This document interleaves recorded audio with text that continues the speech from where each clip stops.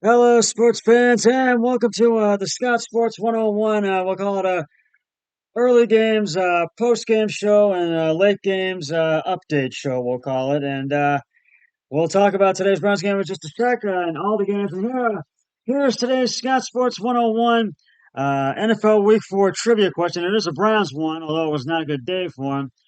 Which team shut out the Cleveland Browns in 2003 with a 35 to nothing thrashing? I'll have the answer later on the podcast. Well, it was not a good day for the Browns as they fell 28-3 to the Baltimore Ravens. They fall to 2-2 on the season. The Ravens go to 2-1. So the Browns were 2-2 going into the bye week. Lamar Jackson ran for 2 touchdowns and threw two more against Cleveland's top-ranked defense, leading the Baltimore Ravens to a 28-3 win on Sunday over our Browns, and who played without injured quarterback Deshaun Watson, who has a bruised shoulder.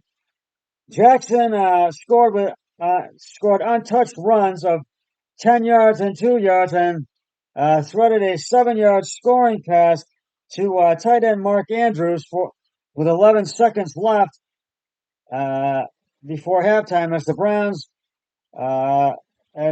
Ravens, who are now 3-1, opened a 21-3 lead at halftime. Then the Baltimore's electrifying QB added an 18-yard TD pass to Andrews in the fourth to put an exclamation point on the blowout. So, and so the Browns suffer another fall to 2-2. The Browns are now 2-2. They didn't have Watson because of a right shoulder injury and had to start rookie Dorian Thompson Robinson, the fifth round pick from UCLA, looked overmatched in his NFL debut. Cleveland's offense, already missing star running back Nick Chubb for the season with a knee injury, gained just 166 yards and on 53 on a meaningless final drive. Thompson Robinson threw three interceptions and was sacked four times, and this just was not a good day. The Ravens had plenty of their own injuries. They were missing six stars, including receivers Odell Beckham Jr. and Rashad Bateman. However, they still had Jackson, and he was more than enough. Cleveland's defense came in ranked number one in virtually every major statistical category, but Jackson brought the Browns back to earth.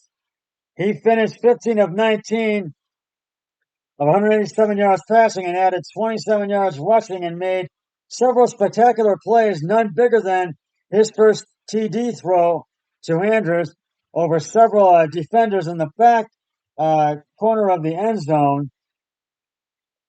Uh, Watson injured his throwing shoulder last week on a running play in a win over Tennessee. It was the lone blemish in his best performance since arriving last year on a trade and serving an 11-game suspension. Watson was limited in practice all week and was listed as questionable. And after he threw a handful of passes 3 hours before kickoff, Browns decided to start Thompson Robinson. Jackson's first scoring came after the Ravens picked off Cleveland's young quarterback, who was shaky throughout the game, and that is, he definitely was shaky. And on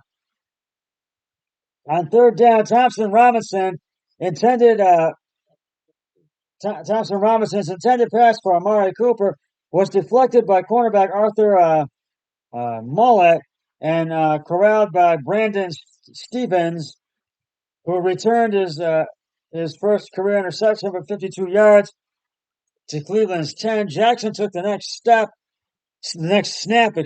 from the shotgun and ran left and cut back to score an untouched and put the Ravens up 7-0. Njoku, Cleveland Titan David Njoku played despite suffering burns on his face and arm while lighting a fire pit at home on Friday. Njoku caught a team high 6 passes for 46 yards. He arrived at the stadium wearing a mask to cover the injuries. And no average Joe, newly jacketed Hall of Famer Joe Thomas was added to the Browns Ring of Honor during a halftime ceremony. He was also received his Hall of Fame ring after being enshrined this summer. A 10-time Pro Bowl left tackle with Cleveland, Thomas didn't miss a single snap, 10,363, straight before retiring after 2017 season. After the 2017 season.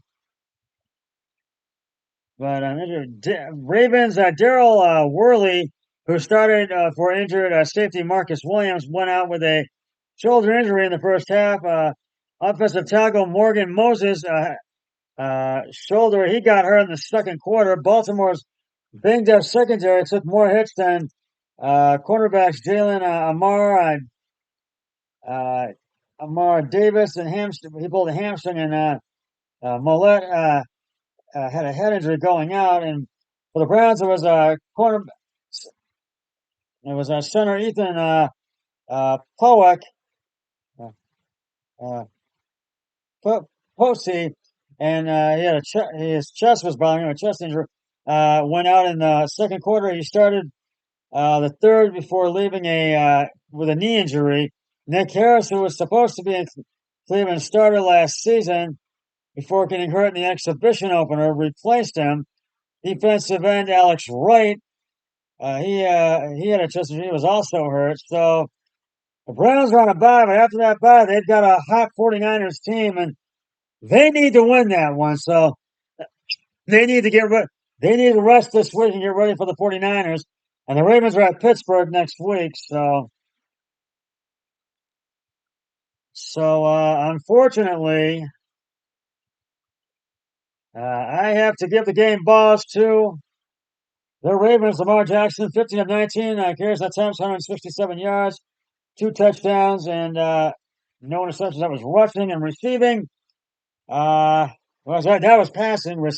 Rushing was 27 yards, 2 touchdowns, 9 attempts. Mark Andrews as well, 5 receptions, 80 yards, 2 touchdowns. So the Browns just did not look good in this game, and I did take the Browns and lost. And Detroit beat Green Bay Thursday night. I took that 1-1. I took Jacksonville and went with that one. They won this morning, beat Atlanta 23-7. My brother-in-law took the Lions and Packers and Lions and Jaguars, and he took the Ravens and won, and I took the Browns and lost. Right now, here's the answer to today's Scott Sports 101 Week 4 NFL trivia question, which is a Browns one. What team shut out the Cleveland Browns in 2003 with a 35-0 thrashing? If you said the Baltimore Ravens, you are correct. In 2003, the Baltimore Ravens shut out the Cleveland Browns with a 35-0 victory. This means that the Ravens prevented the Browns from scoring any points throughout the entire game. The team was thrashing.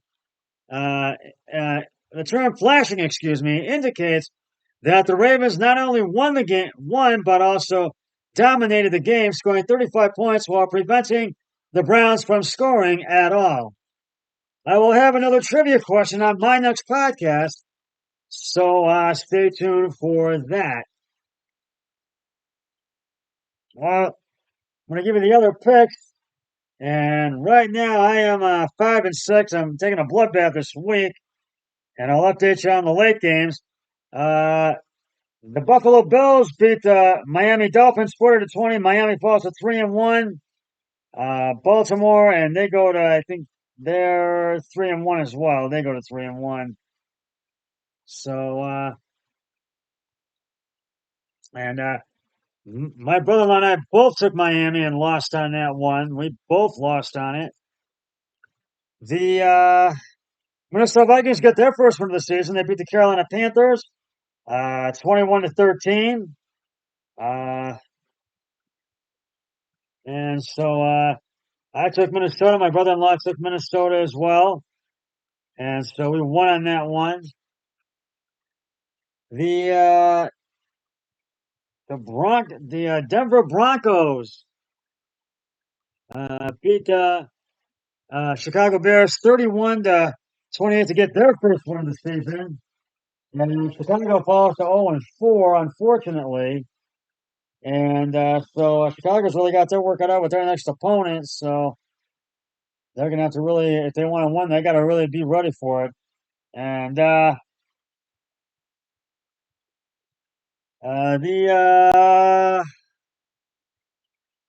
Indianapolis, the Indianapolis Colts fell short of a comeback as the Rams won in overtime, 29-3. I took Indianapolis. My brother-in-law took the Chargers. I lost on that one. My brother-in-law won on that one. The Houston Texans were all over Pittsburgh, 30-6 today. And boy, this was not a good day for Pittsburgh. They struggled offensively and defensively. My brother-in-law and I both took Pittsburgh, and we lost on that one. It was a tough day for Jalen Hurts as the Philadelphia Eagles came back in overtime, won 34-31. And my brother-in-law and I both took Philly. We won on that one. And so and the Tampa Bay Buccaneers, they won over the New Orleans Saints 26-9. I give the game ball to Baker Mayfield, and we both took the Bucs, my brother-in-law and I. So right now I am 5-6. My brother-in-law is 8-3 right now. He is 8-3 right now.